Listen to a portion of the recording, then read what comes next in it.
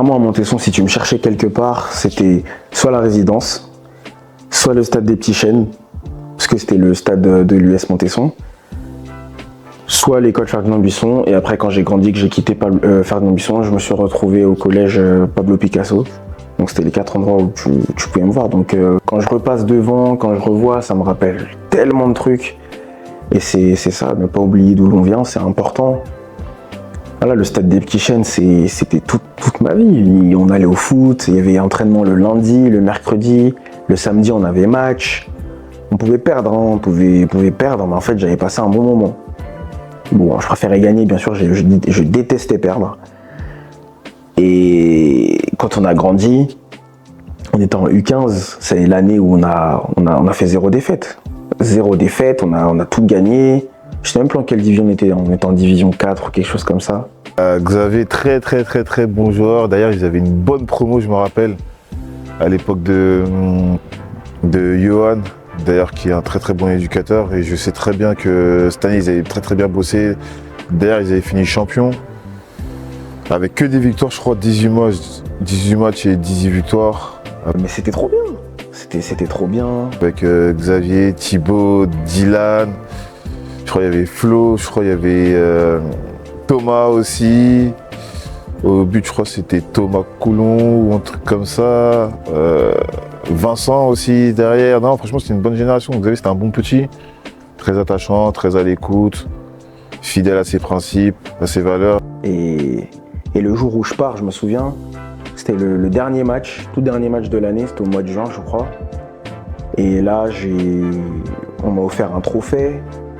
On m'a offert un trophée que j'ai encore, que j'ai gardé précieusement.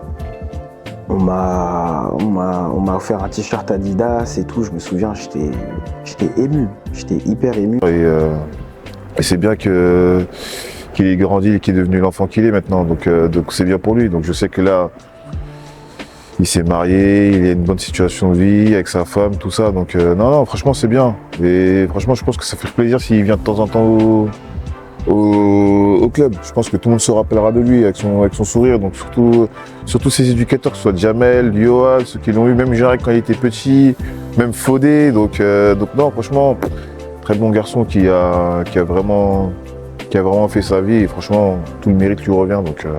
Donc ouais. Bah déjà, quand on s'était rencontré avec Xavier au SRS, c'était au Petit Chêne, c'était ici. C'était pendant des entraînements et je me rappelais qu'on était resté à 3 avec un gars de l'époque qui s'appelait Marco. Il me semble que Xavier connaissait déjà Marco, je crois qu'ils étaient dans les mêmes écoles ou les mêmes récré, centres, je sais plus c'était sur quoi. Moi je les connaissais pas trop, même on était petits, ça s'est vite fait, tu vois, comme pendant l'enfance. Mais ouais, les souvenirs ils sont assez vagues et on s'est retrouvés en 6e directement au collège. Lui il m'avait reconnu de loin, moi j'avais pas vu, il m'avait sauté dessus. Je me suis retourné en me disant mais qu'est-ce qu'il me fait, c'est qui ça et tout, et là je vois sa grosse tête et tout, on tape en fou rire.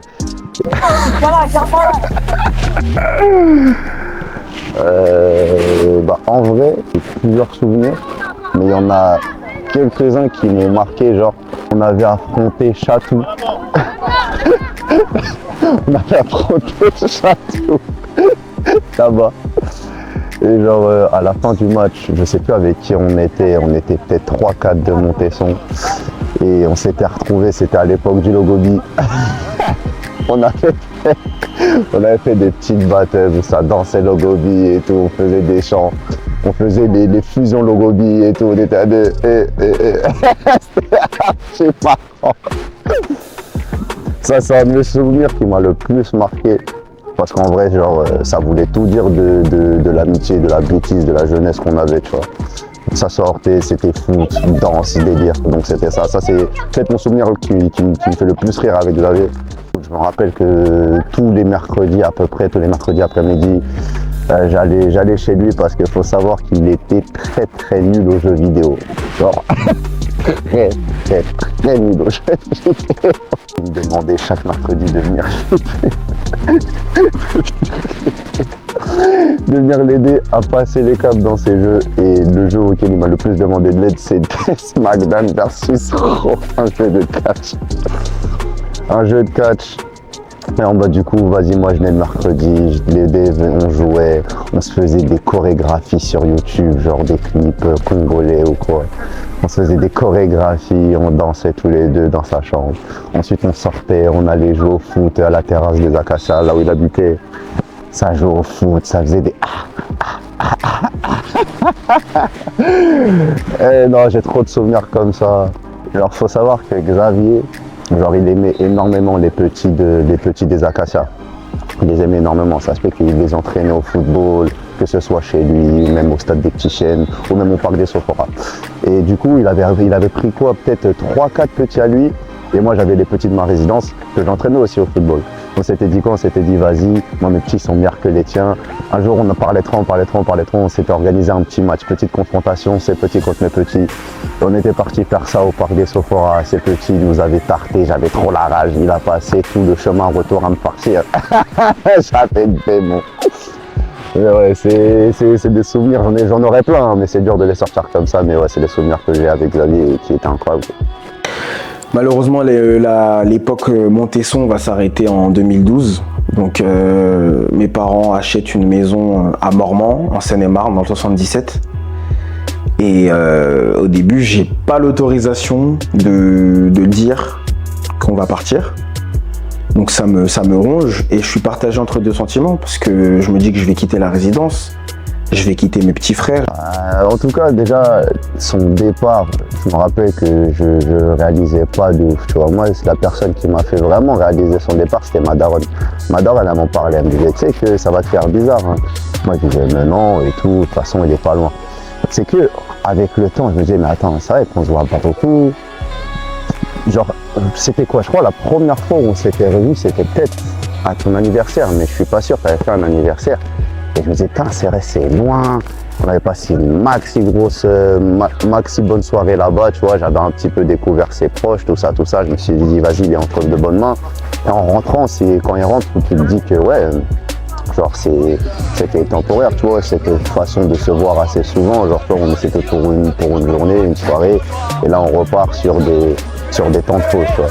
Donc ouais, c'est sûr que ça fait bizarre parce que c'était quelqu'un que je voyais souvent, tu vois, qu'on était tout le temps ensemble. Donc ouais, j'avoue, ça faisait bizarre, hein, ça faisait bizarre. Mais bon, ce que je retiens sur tout ça, c'est que même avec la distance, avec le temps, tu vois, genre encore aujourd'hui, on est là, tu vois.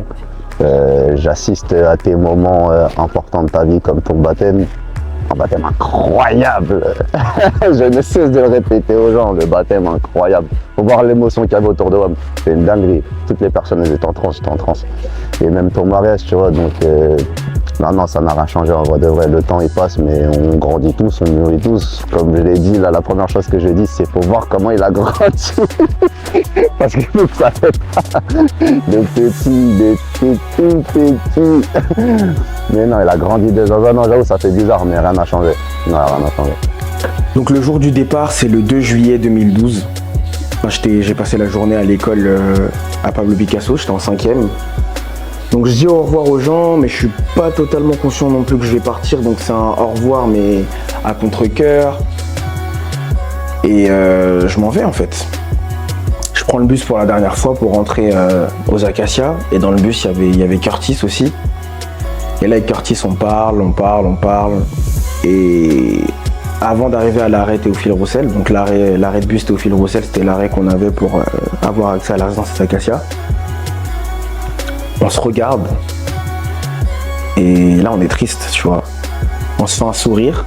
Parce qu'on voulait pas pleurer l'un devant l'autre. On se fait un sourire. C'est un sourire d'au revoir.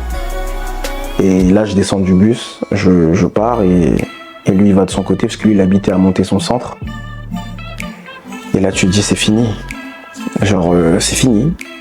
En mode, c'est bizarre. Ouais. Ah, en mode, c'est bizarre, mais ça fait louche, hein. Surtout quand t'es petit, tu vois, je pense que tu ne réalises pas trop. Tu réalises pas trop les choses, un départ ou même pour certains cas, tu vois, la mort, tu réalises pas tellement ce qui se passe.